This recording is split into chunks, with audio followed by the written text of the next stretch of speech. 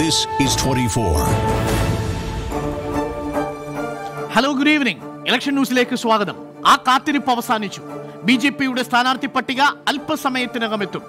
ഡൽഹിയിൽ ലോക്സഭാ തെരഞ്ഞെടുപ്പിനുള്ള ബിജെപിയുടെ ആദ്യഘട്ട സ്ഥാനാർത്ഥി പട്ടിക കേന്ദ്രമന്ത്രി ജെ.പി. നദ്ദ പ്രഖ്യാപിക്കും. ജെ.പി. നദ്ദ സ്ഥാനാർത്ഥികളെ പ്രഖ്യാപിക്കുമ്പോൾ കേരളത്തിലെ സാധ്യതാ പട്ടികയിൽ നമ്മൾ കണക്കുകൂട്ടിയതുപോലെ തന്നെയാകുമോ സ്ഥാനാർത്ഥികൾ എന്നുള്ളതാണ് വരുന്ന അരമണിക്കൂറിൽ ഈ ഇലക്ഷൻ ന്യൂസ് പ്രത്യേകമായി വിശകലനം ചെയ്യുന്നത്.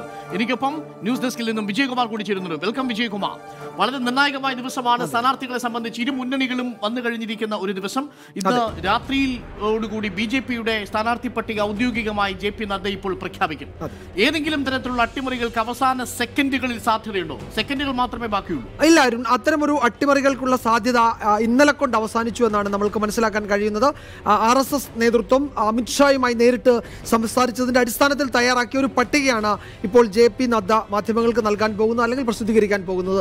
അതിൽ കാര്യമായ അട്ടിമറികൾക്കുള്ള സാധ്യതയില്ല എന്നാണ് അറിയുന്നത്. നമുക്കൊരു സംശയമുള്ളത്, ഘടകകക്ഷിയായ BDJS-ന്റെ സ്ഥാനാർത്ഥികളെ കൂടി ഇന്ന് പ്രഖ്യാപിക്കുമോ, അതോ അത് BDJS-ന് വിട്ടുകൊടുക്കാനാണോ തീരുമാനം എന്നതുകൂടി പരിശോധിക്കേണ്ടതുണ്ട്. ഏതാണ്ട് 250 പേരുടെ ഒരു പട്ടികയാണ് ഇന്ന് BJP പുറത്തിറക്കാൻ പോകുന്നതെന്നാണ് ഡൽഹിയിൽ നിന്നും അറിയാൻ കഴിയുന്നത്. BJP സ്ഥാനാർത്ഥി പട്ടിക എന്ന രീതിയിൽ പ്രഖ്യാപിക്കുന്നത് കൊണ്ട് BJP എന്ന ദേശീയ പാർട്ടിയുടെ സ്ഥാനാർത്ഥികളെ മാത്രമേ പ്രഖ്യാപിക്കാൻ സാധ്യതയുള്ളൂ. NDAയുടെ ചെയർമാൻ തുഷാർ വെള്ളാപ്പള്ളി ആയതുകൊണ്ട് ഒരുപക്ഷെ തുഷാർ വെള്ളാപ്പള്ളിക്കായിരിക്കും കേരളത്തിലെ NDAയുടെ സ്ഥാനാർത്ഥി പട്ടിക ചിലപ്പോൾ പ്രഖ്യാപിക്കാനുള്ള സാധ്യത. അങ്ങനെയാണോ മനസ്സിലാക്കേണ്ടത്? അങ്ങനെയാണ് മനസ്സിലാക്കേണ്ടത്. BDJS പ്രത്യേകമായി യോഗം ചേർന്ന സ്ഥാനാർത്ഥികളെ തീരുമാനിച്ചത് അത് പ്രഖ്യാപിക്കുമെന്നാണ് അറിയിച്ചിരുന്നത്.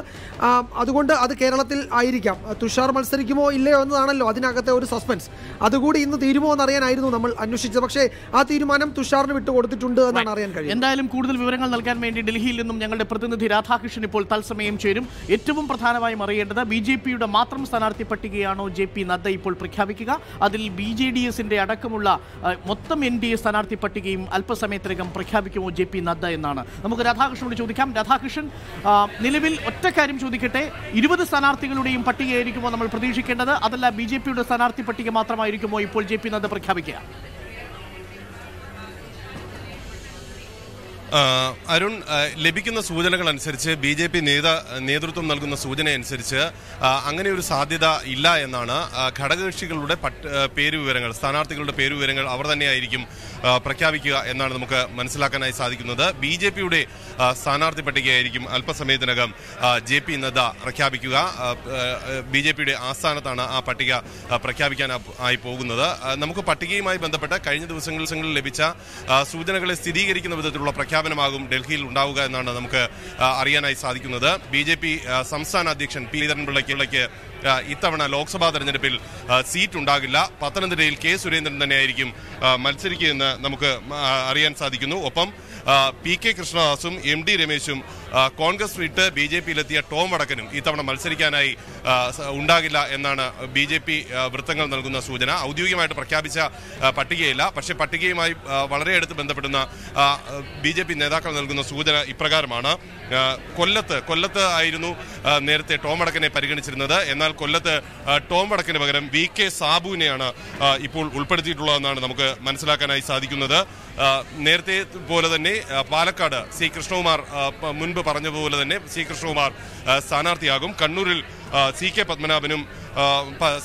പത്മനാഭനായിരിക്കും സ്ഥാനാർത്ഥി എന്നും നമുക്ക് മനസ്സിലാക്കാൻ സാധിക്കുന്നു. അതായത് തർക്കമുണ്ടായ മണ്ഡലങ്ങളിലെല്ലാം പാർട്ടി പ്രവർത്തകരുടെ വികാരങ്ങൾക്ക് പ്രാധാന്യം നൽകുന്ന വിധത്തിലുള്ള RSS നേതൃത്വത്തിന്റെ അഭിപ്രായത്തിന് പ്രാധാന്യം നൽകുന്ന വിധത്തിലുള്ള ഒരു സ്ഥാനാർത്ഥി പട്ടികയുടെ പ്രഖ്യാപനമായിരിക്കും അല്പസമയത്തിനകം കേരളത്തിന്റെ കാര്യത്തിൽ ജെ.പി. നദ്ദ ഡൽഹിയിലെ BJP ആസ്ഥാനത്ത് നടത്തുക എന്നാണ് നമുക്ക് മനസ്സിലാക്കാൻ സാധിക്കുന്നത്.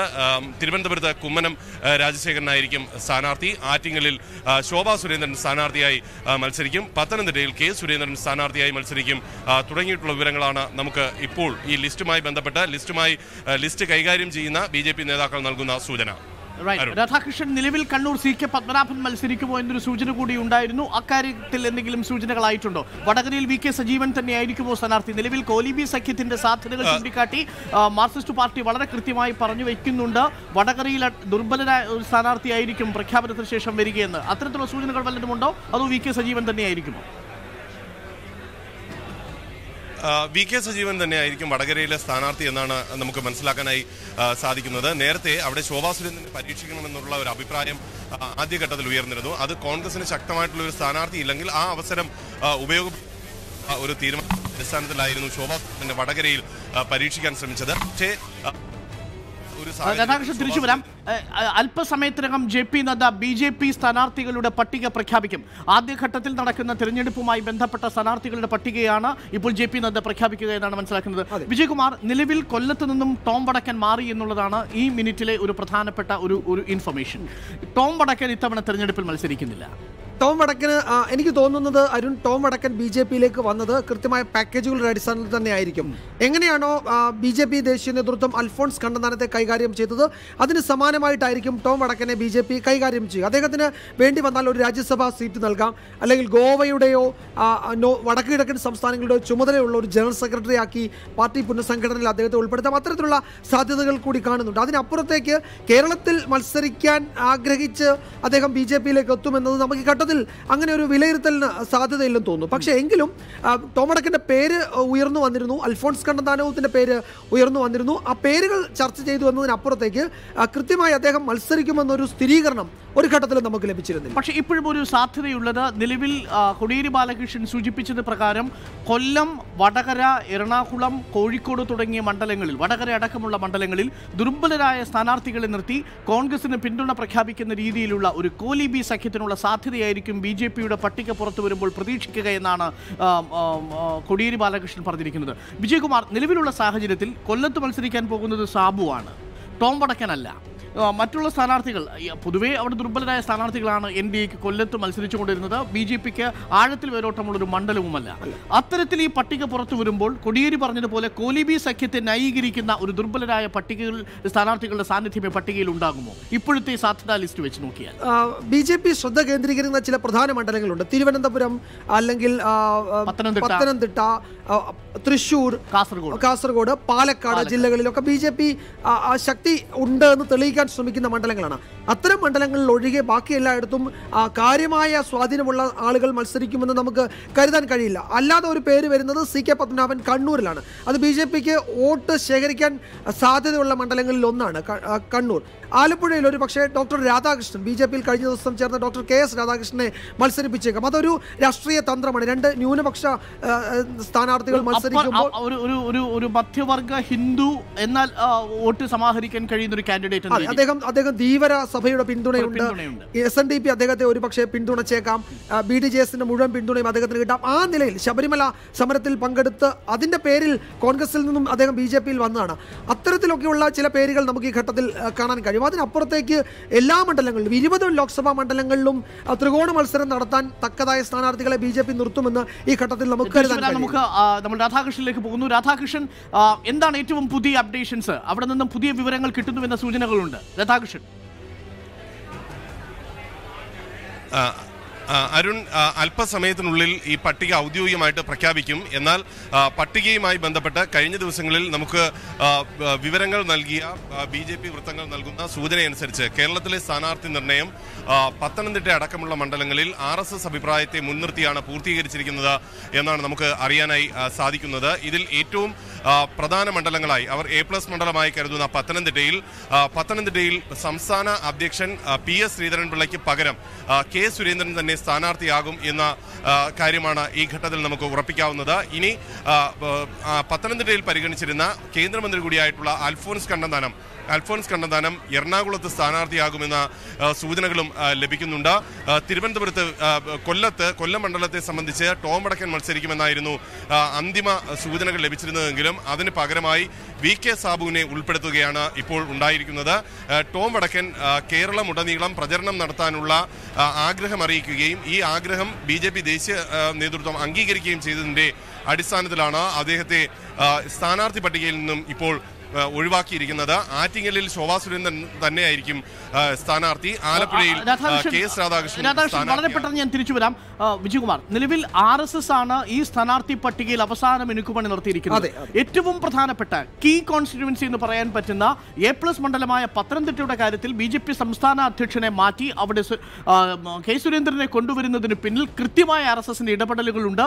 അതിന്റെ അർത്ഥം ഈ തെരഞ്ഞെടുപ്പിൽ ഗ്രൗണ്ട് വർക്ക് BJPക്ക് വേണ്ടി നടത്താൻ RSS പരസ്യമായി രംഗത്തിറങ്ങും എന്ന് തന്നെയാണ്. 2014 ലോക്സഭാ തെരഞ്ഞെടുപ്പിലാണ് RSS ആദ്യമായി കേരളത്തിൽ എല്ലാ മണ്ഡലങ്ങളിലും ഒരു ശക്തമായ രാഷ്ട്രീയ പ്രവർത്തനം നടത്തി, അല്ലെങ്കിൽ ഒരു തെരഞ്ഞെടുപ്പ് പ്രചാരണത്തിൽ BJPക്ക് വേണ്ടി സജീവമായിരുന്നു. അതുപോലെ തന്നെ ഈ തെരഞ്ഞെടുപ്പിലും 2019 RSS ആയിരിക്കും BJPയുടെ ഗ്രൗണ്ട് ലെവലിലെ തെരഞ്ഞെടുപ്പ് പ്രവർത്തനങ്ങളുടെ ചുക്കാൻ പിടിക്കുക എന്ന കാര്യം ഉറപ്പായിട്ടുണ്ട്. അരുൺ ചോദിച്ചത് വളരെ പ്രസക്തമാണ്. പത്തനംതിട്ടയുടെ കാര്യത്തിൽ ശ്രീധരൻ പിള്ളയെ ഒഴിവാക്കിയത് RSSന്റെ ഇടപെടൽ മൂലം തന്നെയാണ്. RSSന്റെ പത്തനംതിട്ടയിലെ പ്രാദേശിക നേതാക്കളുടെ വലിയ ഇടപെടൽ അക്കാര്യത്തിൽ ഉണ്ടാവുകയും അമിത്ഷായ്ക്ക് നേരിട്ട് ഈ വിവരങ്ങൾ എത്തിക്കുകയും ചെയ്തു. ശ്രീധരൻ പിള്ള അല്ല അവിടെ മത്സരിക്കേണ്ടത്, സുരേന്ദ്രൻ തന്നെയാണ് അവിടെ NSSന്റെ ആഗ്രഹം മറിച്ചാണ് എന്ന ശ്രീധരൻ പിള്ളയുടെ വാദം അമിത്ഷായുടെ അടുത്ത്, അല്ലെങ്കിൽ അമിത്ഷായുടെ മുന്നിൽ അങ്ങനെയല്ല, NSSനും സുരേന്ദ്രൻ സ്വീകാരനാണെന്ന് വാദിച്ച് ജയിക്കുകയായിരുന്നു RSSന്റെ നേതൃത്വം ചെയ്തത്.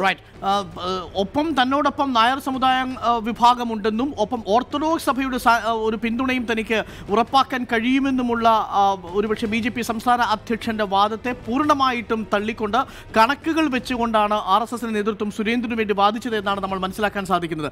അത് വിജയം കാണുകയും അതിന്റെ അടിസ്ഥാനത്തിൽ പത്തനംതിട്ടയിലേക്ക് ശബരിമലയിലെ സമരത്തിന് മുൻനിരയിൽ നിന്ന് നായകത്വം വഹിച്ച ഒരുപക്ഷെ ഏറ്റവും കൂടുതൽ വിഷ്വൽ ഇമേജുകളും ഏറ്റവും കൂടുതൽ കഥകളും ശബരിമലയിലെ വിവാദവുമായി ബന്ധപ്പെട്ടുണ്ടാക്കിയിരുന്ന ശബരിമല സമര നായകൻ എന്നൊരു പക്ഷേ BJP വിഭാഗം തന്നെ RSS തന്നെ വിശേഷിപ്പിക്കുന്ന, തുടക്കത്തിൽ RSSന് അധികം താല്പര്യമുണ്ടാവാതിരുന്ന, എന്നാൽ പിൽക്കാലത്ത് ശബരിമലയിലെ സമരത്തോടു കൂടി RSSന് വളരെ പ്രിയങ്കരനായി മാറിയ K. സുരേന്ദ്രനാണ് പത്തനംതിട്ടയിലേക്ക് മത്സരിക്കാൻ എത്തുന്നത് എന്നതാണ് ഈ ഘട്ടത്തിൽ ഏറ്റവും പ്രധാനപ്പെട്ട ഒരു കാര്യം. രണ്ടാമത്തത്, എറണാകുളം മണ്ഡലത്തിൽ അൽഫോൺസ് കണ്ണന്താനം മത്സരിക്കുമെന്നാണ് ഇപ്പോൾ രാധാകൃഷ്ണൻ പറയുന്നത്. അല്പസമയത്തിനകം തന്നെ JP നദ്ദ പട്ടിക പ്രഖ്യാപിക്കും. അതുവരെയുള്ള സസ്പെൻസ് മാത്രമേ ഉള്ളൂ. പക്ഷേ ആ സസ്പെൻസിൽ ഒരു വളരെ പ്രധാനപ്പെട്ട ഒരു സസ്പെൻസ് ഇപ്പോൾ ബ്രേക്ക് ചെയ്യപ്പെടുന്നത് എറണാകുളത്ത് അൽഫോൺസ് കണ്ണന്താനം മത്സരിക്കുമെന്നുള്ളതാണ്. ഹൈബി ഈഡനും P. രാജീവിനുമൊപ്പം അൽഫോൺസ് കണ്ണന്താനം എറണാകുളം. അതിലൊരു കൗതുകവും അല്ലെങ്കിൽ ഇടയ്ക്ക് ചില സൂചനകളും വന്നത് ആ മണ്ഡലം KV തോമസിന് വേണ്ടി BJP ഒഴിച്ചിട്ടിരിക്കുന്നു എന്നതായിരുന്നു. KV തോമസ് BJPയിലേക്ക് വരുന്നു, വന്നേക്കാം, ചർച്ചകൾ നടക്കുന്നു എന്ന വാർത്തകൾ ഉണ്ടായിരുന്നു. കേരളത്തിലെ സ്ഥാനാർത്ഥി പട്ടിക വൈകുന്നത് KV തോമസിനെ അനുനയിപ്പിക്കുന്നതിന് വേണ്ടിയാണ് എന്ന് പോലും രാഷ്ട്രീയ ഉപശാലകളിൽ വർത്തമാനമുണ്ടായിരുന്നു. പക്ഷേ തോമസ് മാഷ് നല്ല കുട്ടിയായി എന്നുള്ളിടത്ത് പ്രശ്നങ്ങളെല്ലാം ഇടഞ്ഞു തീർന്നു എന്നുള്ളിടത്ത് ഒരുപക്ഷെ അസാധ്യത അവസാനിക്കുകയും എറണാകുളം മണ്ഡലം അൽഫോൺസ് കണ്ണന്താനത്തിനു വേണ്ടി അല്പസമയത്തിനകം നീട്ടിവെച്ചതായിട്ടുള്ള അല്ലെങ്കിൽ നീക്കിവെച്ചിട്ടുള്ള രീതിയിലുള്ള ഒരു പട്ടികയായിരിക്കും പുറത്തു വരാൻ പോകുന്നത്, JP നദ്ദ പ്രഖ്യാപിക്കാൻ പോകുന്നത്. നിലവിലുള്ള സാഹചര്യത്തിൽ BJPയുടെ സ്ഥാനാർത്ഥി പട്ടികയിൽ എനിക്ക് തോന്നുന്നു 14 സ്ഥാനാർത്ഥികളെ ആയിരിക്കും ഇന്ന് പ്രഖ്യാപിക്കുക. ഒരെണ്ണം NDAയുടെ PC തോമസ്, ബാക്കി 5 എണ്ണം BDJSന്റെ. അങ്ങനെ 14 പേരുടെ സ്ഥാനാർത്ഥികളെ ആയിരിക്കും BJP ഇപ്പോൾ പ്രഖ്യാപിക്കാൻ പോകുന്നത്, JP നദ്ദ പ്രഖ്യാപിക്കാൻ പോകുന്നത്. അതോടുകൂടി BJPയുടെ സ്ഥാനാർത്ഥി പട്ടികയാവും. പ്രാദേശിക തലത്തിൽ ഇതിനകം തന്നെ BJP അവരുടെ ക്യാമ്പയിൻ പരിപാടികളുമായി മുന്നോട്ട് പോയിക്കൊണ്ടിരിക്കുകയാണ്. JP നദ്ദ പ്രഖ്യാപിക്കുന്ന സമയത്തേക്ക് നമുക്ക് ഈ BJPയുടെ സ്ഥാനാർത്ഥി പട്ടികയിലേക്ക് നമുക്ക് വളരെ പെട്ടെന്ന് തിരിച്ചു വരാം. അതിനു മുൻപ് ഇപ്പോൾ കോലീബി സഖ്യത്തെക്കുറിച്ച് നേരത്തെ നമ്മൾ സൂചിപ്പിച്ചിരുന്നു. ഇന്നും പിണറായി വിജയൻ കോലീബി സഖ്യത്തെക്കുറിച്ച് വളരെ കൃത്യമായ രീതിയിലുള്ള ഒരു ആരോപണം ഉന്നയിച്ചിട്ടുണ്ട്. ഇതാണ് ഇന്നലെ കോടിയേരി പറഞ്ഞത്. 5 മണ്ഡലങ്ങളിലെങ്കിലും കോൺഗ്രസും ലീഗും BJPയും ചേർന്ന് മാർക്സിസ്റ്റ് പാർട്ടിയെ പരാജയപ്പെടുത്താൻ ശ്രമിക്കുന്നുവെന്നാണ്. പക്ഷേ P. ശ്രീധരൻപിള്ള കോലീബിക്ക് പകരം മറ്റൊരു വാക്ക് കൂടി ഉപയോഗിച്ചിട്ടുണ്ട്, കോമ എന്ന് ഉപയോഗിച്ചിട്ടുണ്ട്. കോൺഗ്രസും മാർക്സിസ്റ്റും ചേർന്ന് BJPയെ പരാജയപ്പെടുത്താൻ പോകുന്നുവെന്നാണ് P. ശ്രീധരൻപിള്ള പറഞ്ഞത്. എന്നാൽ അതിന് മറ്റൊരു പേര് കൂടി ഇന്ന് മുരളീധരൻ പറഞ്ഞിട്ടുണ്ട്, മാബി. അപ്പോൾ ചുരുക്കത്തിൽ കോലീബിയാണോ, കോമയാണോ, മാബിയാണോ? ഇതിൽ ഏതു രഹസ്യബന്ധമാണ് ഇത്തവണ നിർണായകമാകുക ലോക്സഭാ തിരഞ്ഞെടുപ്പിൽ എന്നുള്ളതാണ് ഏറ്റവും പ്രസക്തമായ ചോദ്യം. നിലവിൽ നമുക്ക് ആ കോലീബി സഖ്യത്തിൻ്റെ ഒരു വളരെ ചെറിയൊരു ചരിത്രത്തിലേക്ക് നമുക്ക് പോകാം. അതിനു മുമ്പ് പ്രേക്ഷകർ അറിയാൻ, കോലീബി എന്ന വാക്ക് എല്ലാ തെരഞ്ഞെടുപ്പിലും പ്രേക്ഷകർ കേൾക്കുന്നതാണ്. പലതവണ ഏറ്റവും കൂടുതൽ തവണ കോലീബി എന്ന പദപ്രയോഗം നടത്തുന്നത് CPIM ആണ്. കോൺഗ്രസും ലീഗും BJPയും തമ്മിൽ, അത് ലോക്സഭയാണെങ്കിലും സംസ്ഥാന നിയമസഭയാണെങ്കിലും തദ്ദേശ സ്വയംഭരണ തെരഞ്ഞെടുപ്പാണെങ്കിലും. യഥാർത്ഥത്തിൽ കോലീബി എന്നുള്ളത് 1991 ഓപ്പണായ ഒരു പൊസിഷനിലേക്ക് വരുന്നത്. പക്ഷേ അതിന് മുമ്പ് കോലീബി ഉണ്ടായിട്ടുണ്ട്. നമുക്കതിൻ്റെ ചെറിയ ചരിത്രം പറയാം. 1991 വടകര ലോക്സഭാ മണ്ഡലത്തിൽ, അതേപോലെ ബേപ്പൂരിലെ നിയമസഭാ മണ്ഡലത്തിലും LDFനെതിരെ കോൺഗ്രസും മുസ്ലിം ലീഗും BJPയും തമ്മിൽ ഒരു കൂട്ടുകെട്ടുണ്ടാകുന്നു. ആ കൂട്ടുകെട്ട് ഓപ്പണാണ് എന്നുള്ളതാണ് 1991 കോലീബിയുടെ പ്രത്യേകത. പക്ഷെ 91 മുൻപ് കോലീബി ഉണ്ടായിരുന്നു. 1960 പട്ടാമ്പി കോൺസ്റ്റിറ്റ്യുവൻസിയിൽ കോലീബി എന്ന് പറയുന്ന സഖ്യം ആദ്യമായി ഉടലെടുത്തിട്ടുണ്ട്. പട്ടാമ്പി കോൺസ്റ്റിറ്റ്യുവൻസിയിലേക്ക് നമ്മൾ വരികയാണെങ്കിൽ 1960 EMS നമ്പൂതിരിപ്പാടായിരുന്നു അവിടെ കമ്മ്യൂണിസ്റ്റ് പാർട്ടിയുടെ സ്ഥാനാർത്ഥി. കോൺഗ്രസ് സ്ഥാനാർത്ഥിയായി A. രാഘവൻ നായർ മത്സരിക്കാൻ വരുന്നു. ജനസംഘത്തിനൊരു സ്ഥാനാർത്ഥി ഉണ്ടായിരുന്നു ആ സമയത്ത്. പക്ഷേ ജനസംഘം കോൺഗ്രസിനെ പിന്തുണയ്ക്കാൻ വേണ്ടി സ്ഥാനാർത്ഥിയെ പിൻവലിക്കുന്നു. അങ്ങനെ കമ്മ്യൂണിസ്റ്റ് പാർട്ടി സ്ഥാനാർത്ഥിയെ EMS നമ്പൂതിരിപ്പാടും കോൺഗ്രസ് സ്ഥാനാർത്ഥിയായ A. രാഘവൻ നായരും തമ്മിൽ ഏറ്റുമുട്ടുന്നു. കോൺഗ്രസ് സ്ഥാനാർത്ഥിക്ക് പിന്തുണ പ്രഖ്യാപിച്ച് ജനസംഘം എത്തുന്നു. ബാഫക്കി തങ്ങളുടെ നേതൃത്വത്തിലുള്ള മുസ്ലിം ലീഗും എത്തുന്നു. ആ വളരെ വലിയ മത്സരമായിരുന്നു. ഒരുപക്ഷെ ചരിത്രം വായിക്കുമ്പോൾ മനസ്സിലാവാൻ പറ്റുന്നത് പട്ടാമ്പിയിലേക്ക് നീ വരേണ്ട മോനെ ശങ്കര എന്ന് തുടങ്ങിയ മുദ്രാവാക്യങ്ങൾ വളരെ സജീവമായിരുന്നു. ഇക്കാലത്ത് കേരള രാഷ്ട്രീയത്തിൽ ചർച്ചയായ പല മുദ്രാവാക്യങ്ങളുടെയും തുടക്കം തന്നെ ഈ പട്ടാമ്പിയിൽ നിന്നുമാണ് എന്ന് കേട്ടിട്ടുണ്ട്. റൈറ്റ്. മാത്രമല്ല പട്ടാമ്പിയിലേക്ക് നീ വരേണ്ട മോനെ ശങ്കര എന്ന് ചോദിക്കുമ്പോൾ തിരിച്ചു ചോദിക്കുന്നു എന്താണമ്മേ കാരണം, പിള്ളേരെല്ലാം കോൺഗ്രസ് ആയി എന്ന് തുടങ്ങിയ മുദ്രാവാക്യങ്ങൾ കേട്ട 1960 കമ്മ്യൂണിസ്റ്റ് പാർട്ടി കാൻഡിഡേറ്റ് EMSന് എതിരിട്ടുകൊണ്ട് കോൺഗ്രസും ലീഗും BJPയും ആദ്യമായി സഖ്യത്തിലേക്ക് എത്തുന്നു. സഖ്യത്തിലെത്തുന്നു എന്ന് മാത്രമല്ല, ജനസംഘത്തിൻ്റെ MP ഗോവിന്ദൻ നായർ അടക്കമുള്ള BJP ജനസംഘത്തിൻ്റെ നേതാക്കൾ EMS നമ്പൂതിരിപ്പാടിനെതിരെ സ്ഥാനാർത്ഥിയെ തങ്ങൾക്ക് നിർത്താൻ കഴിയുമെങ്കിലും ഇപ്പോൾ കോൺഗ്രസിന് പിന്തുണ പ്രഖ്യാപിക്കുന്നു എന്ന ഓപ്പൺ സ്റ്റാൻഡ് എടുക്കുകയും ചെയ്യുന്നു. പക്ഷേ അപ്രതീക്ഷിതമായി ആ ആദ്യത്തെ കോലീബി പരീക്ഷണത്തെ EMS നമ്പൂതിരിപ്പാട് പരാജയപ്പെടുത്തുകയാണ് ചെയ്യുന്നത്. 7322 വോട്ടിന്റെ ഭൂരിപക്ഷത്തിൽ EMS നമ്പൂതിരിപ്പാട് കോലീബി സഖ്യത്തെ പരാജയപ്പെടുത്തി കോൺഗ്രസ് സ്ഥാനാർത്ഥിയെ A. രാഘവൻ നായരെ പരാജയപ്പെടുത്തിയിരുന്നു. പിന്നീട് 31 വർഷങ്ങൾ കാത്തിരിക്കേണ്ടി വന്നു അടുത്ത കോലീബി സഖ്യത്തിന്. 1991 ബേപ്പൂരിലും വടകരയിലും കോലീബി സഖ്യം പ്രത്യക്ഷത്തിലേക്ക് വരുന്നു. 1991 ബേപ്പൂരും നിയമസഭാ തെരഞ്ഞെടുപ്പും ലോക്സഭാ തെരഞ്ഞെടുപ്പും ഒരുമിച്ച് വരുമ്പോഴാണ് ബേപ്പൂരും വടകരയിലും കോലീബി സഖ്യം ഉണ്ടാവുന്നത്. 1991 ബേപ്പൂരിലെയും വടകരയിലെയും സ്ഥാനാർത്ഥികളെ നമ്മളൊന്ന് നോക്കുകയാണെങ്കിൽ, ബേപ്പൂരിൽ കമ്മ്യൂണിസ്റ്റ് സ്ഥാനാർത്ഥിയായ ഹംസയെ പരാജയപ്പെടുത്താൻ വേണ്ടി ഡോക്ടർ K. മാധവൻകുട്ടിക്ക് വേണ്ടി പിന്തുണ പ്രഖ്യാപിച്ചുകൊണ്ട് കോൺഗ്രസും ലീഗും BJPയും ഒരുമിച്ച് വരുന്നത് കാണാം. എനിക്കൊന്ന് കോട്ടയ്ക്കൽ വെച്ച് നടന്ന അവരുടെ ഒരു രഹസ്യ യോഗമുണ്ട്. ആ രഹസ്യ യോഗത്തിൽ K. കരുണാകരൻ അടക്കമുള്ളവർ പങ്കെടുത്തിരുന്നുണ്ട്. KG മാരാർ അടക്കമുള്ളവർ പങ്കെടുത്തിരുന്നുണ്ട്. പിന്നീട് ഇക്കാര്യം KG മാരാരുടെയും മറ്റും വാക്കുകളിലൂടെ നമ്മൾ അറിയുകയും ചെയ്തിട്ടുണ്ട്, പുസ്തകങ്ങളിലൂടെ അറിഞ്ഞിട്ടുണ്ട്. K. രാമൻപിള്ള അടക്കമുള്ളവർ ഇക്കാര്യത്തിൽ പിന്നീട് നടത്തിയ പ്രസ്താവനകളും അവരുടെ പുസ്തകങ്ങളിലെ പരാമർശങ്ങളും ഒക്കെ ഈ കോലീബി എന്ന ഈ ആരോപണത്തിന് ഒരു രാഷ്ട്രീയ പിൻബലം നൽകുകയും ചെയ്യുന്നു. ബേപ്പൂരിലെ നിയമസഭയിലേക്ക് 1991 നടന്ന തെരഞ്ഞെടുപ്പിൽ CPM-ന്റെ കാൻഡിഡേറ്റായി TK ഹംസ മത്സരിക്കുന്നു. TK ഹംസയെ പരാജയപ്പെടുത്താൻ വേണ്ടി K. മാധവൻകുട്ടി ഭാരതീയ വിചാര കേന്ദ്രത്തിന് മുൻ ഡയറക്ടറാണ്, ഡോക്ടറാണ്. കേരളത്തിലെ 5ഓളം അറിയപ്പെടുന്ന സംഘപരിവാർ സൈദ്ധാന്തികനാണ്. TK ഹംസ എതിരിടാൻ വരുന്ന K. മാധവൻകുട്ടിക്ക് വേണ്ടി ലീഗിന്റെ കാൻഡിഡേറ്റ് അലിക്കുട്ടിയെ പിൻവലിക്കുന്നു, കോൺഗ്രസും സ്ഥാനാർത്ഥി പിൻവലിക്കുന്നു. അങ്ങനെ K. മാധവൻകുട്ടിക്ക് കോൺഗ്രസും ലീഗും BJPയും ചേർന്ന് പിന്തുണ പ്രഖ്യാപിക്കുന്നു. ബേപ്പൂരിൽ നടന്ന ആ തിരഞ്ഞെടുപ്പും 1960 റിസൾട്ട് പോലെയായിരുന്നു.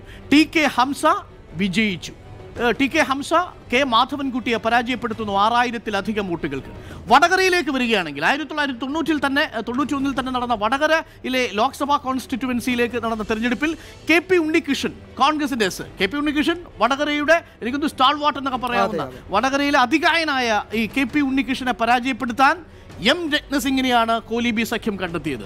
എനിക്ക് തോന്നുന്നു ഒരുപക്ഷെ മഞ്ചേശ്വരത്ത് വിജയസാധ്യത കൂടുതലുള്ള മണ്ഡലത്തിൽ ഒരുപക്ഷെ തിരിച്ചു വോട്ട് കിട്ടും എന്നതായിരുന്നു BJPയെ ഇതിലേക്ക് പിന്തുണ പ്രഖ്യാപിക്കാൻ പ്രതീക്ഷയതായിരുന്നു. മഞ്ചേശ്വരത്ത് കിട്ടും, അതുകൊണ്ട് വടകരയിൽ നമുക്ക് കൊടുക്കാം. അങ്ങനെ M. രത്നസിംഗിനെ കോലീബി സഖ്യം നിർത്തുന്നു. പക്ഷേ KP ഉണ്ണികൃഷ്ണന്റെ ശക്തമായ തേരോട്ടത്തിൽ കോലീബി സഖ്യത്തിന്റെ കാൻഡിഡേറ്റായ M. രത്നസിംഗ് പരാജയപ്പെടുന്നു. M. രത്നസിംഗ് അഡ്വക്കേറ്റ് ജനറൽ കൂടിയായിരുന്നു, വളരെ പ്രശസ്തനായ അഭിഭാഷകനായിരുന്നു. അടുത്ത കാലത്ത് 2 വർഷങ്ങൾക്ക് മുമ്പാണെന്ന് തോന്നുന്നു അല്ലേ, M. രത്നസിംഗ് മരണപ്പെടുകയും ചെയ്തിരുന്നു.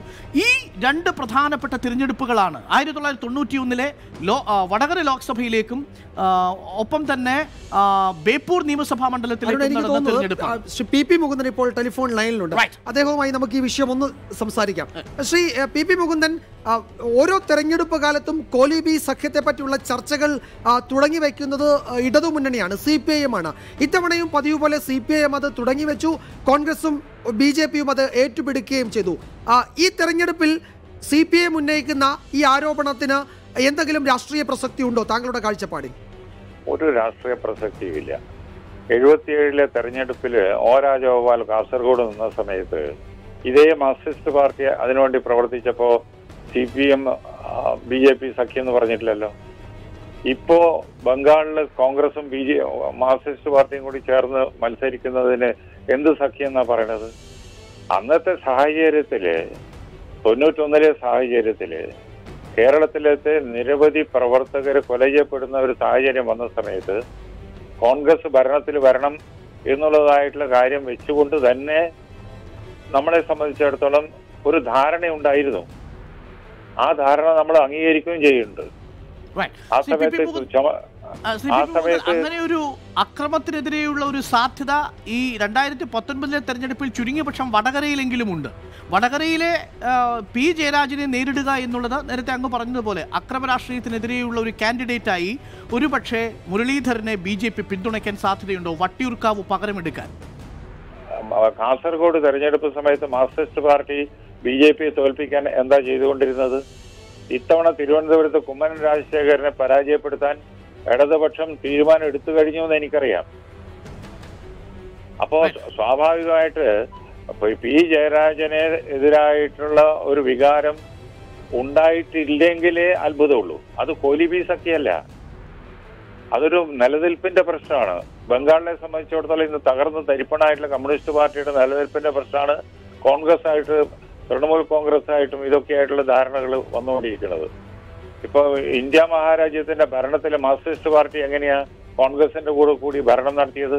അല്ല ശ്രീ പി മുകുന്ദൻ, അങ്ങനെയാണെങ്കിൽ കഴിഞ്ഞ തവണ 70,000-ൽ പരം വോട്ട് വടകരയിൽ BJP സ്ഥാനാർത്ഥി സജീവന് കിട്ടിയിരുന്നു.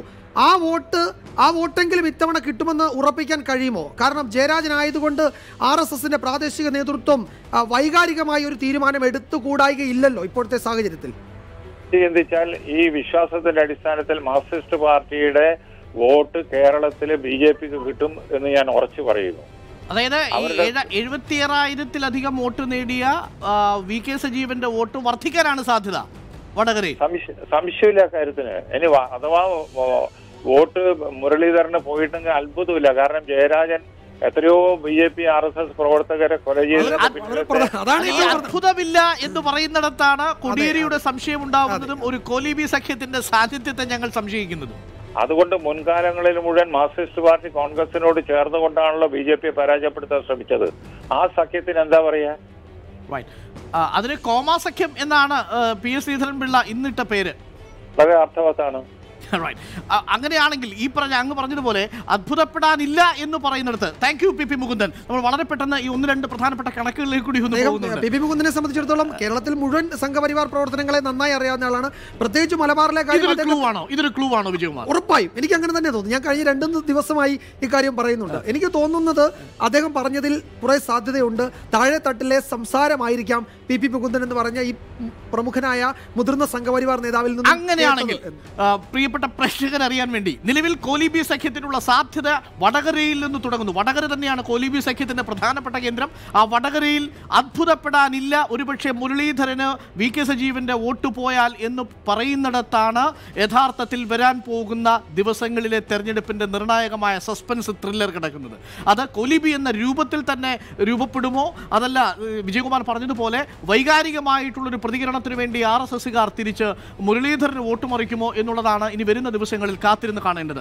വളരെ പെട്ടെന്ന് ഇത് ഇങ്ങനെയാണെങ്കിൽ ഒരു ധാരണ ഇതിനകം ഉണ്ടാക്കിയിട്ടുണ്ടെങ്കിൽ വൈകാരികമായ പ്രതികരണത്തിനപ്പുറം ഇതിൽ BJPയോ RSSോ കോൺഗ്രസുമായി ഏതെങ്കിലും തരത്തിലുള്ളൊരു ധാരണ ഉണ്ടാക്കിയിട്ടുണ്ടെങ്കിൽ അതുകൊണ്ട് എന്തായിരിക്കാം BJPക്ക് ലാഭമുണ്ടാവുക?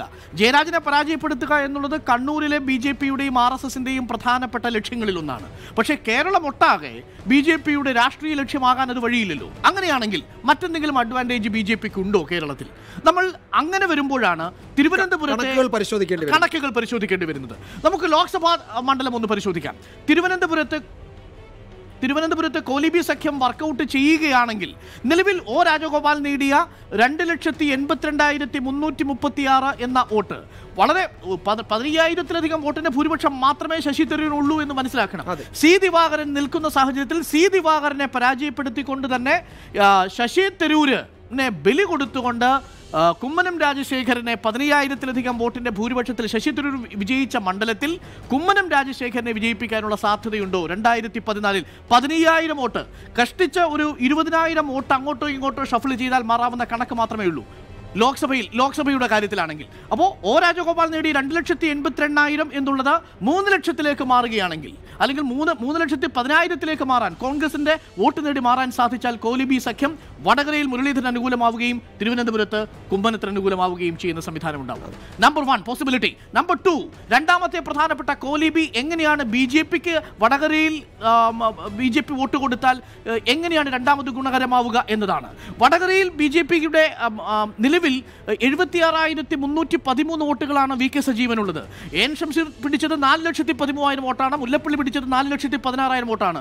3,000 വോട്ടിന്റെ ചെറിയ മാർജിൻ മാത്രമാണ് അന്നുണ്ടായിരുന്നത്.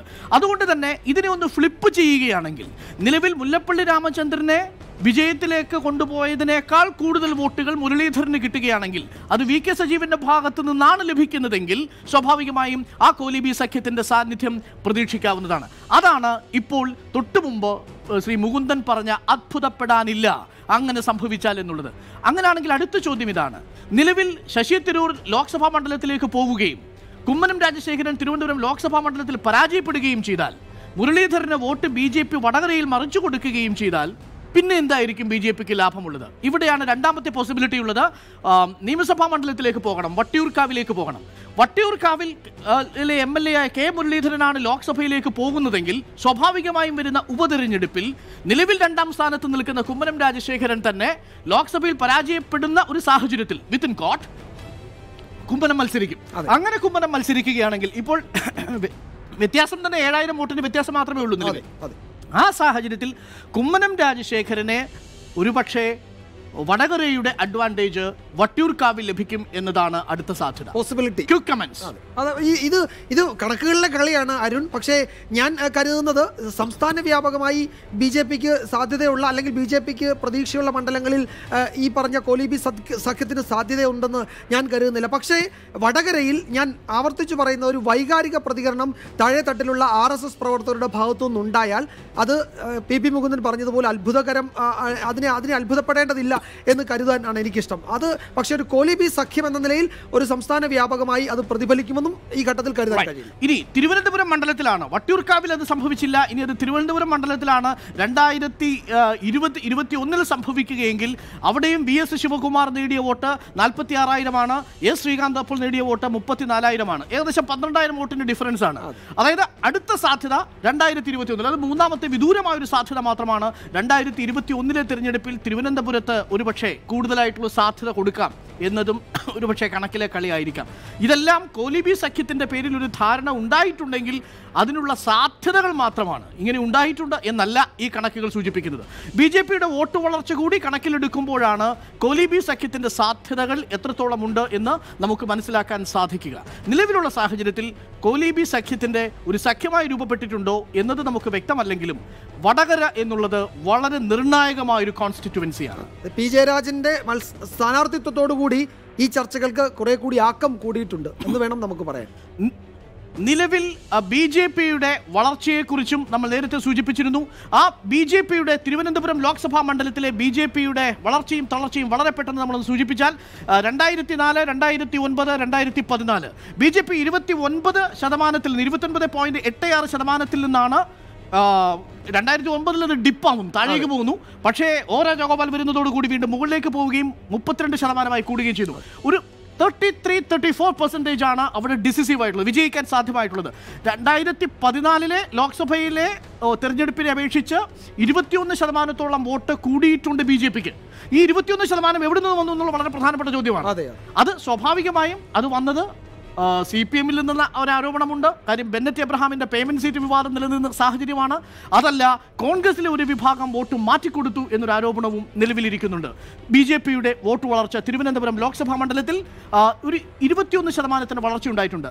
വരാൻ പോകുന്ന ഈ ലോക്സഭാ തെരഞ്ഞെടുപ്പിൽ BJPയുടെ വോട്ട് ശതമാനം 32% നിന്ന് വർദ്ധിക്കുമെങ്കിൽ അത് ആരുടെ വോട്ട് ഷെയറിൽ നിന്നാണ് നഷ്ടപ്പെടുക എന്നത് വളരെ പ്രധാനപ്പെട്ട ചോദ്യമാണ്. അതായത് അരുൺ, തെരഞ്ഞെടുപ്പ് കഴിഞ്ഞ് ഫലം അറിഞ്ഞാലും ഈ വിവാദം തുടരും. ഒന്നുകിൽ വടകര തുടരും, അല്ലെങ്കിൽ തിരുവനന്തപുരത്ത് തുടരാം, അല്ലെങ്കിൽ എല്ലാ മണ്ഡലങ്ങളിലും ഈ വിവാദം തുടരാനുള്ള സാധ്യത കണക്കിലെ കളി വെച്ച് നോക്കിയാൽ നമുക്ക് മനസ്സിലാക്കാം. അതായത് ഈ മൊമെന്റിൽ നമുക്ക് പറയാൻ പറ്റുന്ന ഏറ്റവും പ്രധാനപ്പെട്ട കാര്യം, ഈ ലോക്സഭാ തെരഞ്ഞെടുപ്പിൽ കോലീബി എന്നുള്ളത് ഒരു വാർത്തയാണ്, ഒരു വിഷയമാണ്, തെരഞ്ഞെടുപ്പിൽ ചർച്ചയാകാൻ പോകുന്ന ഒരു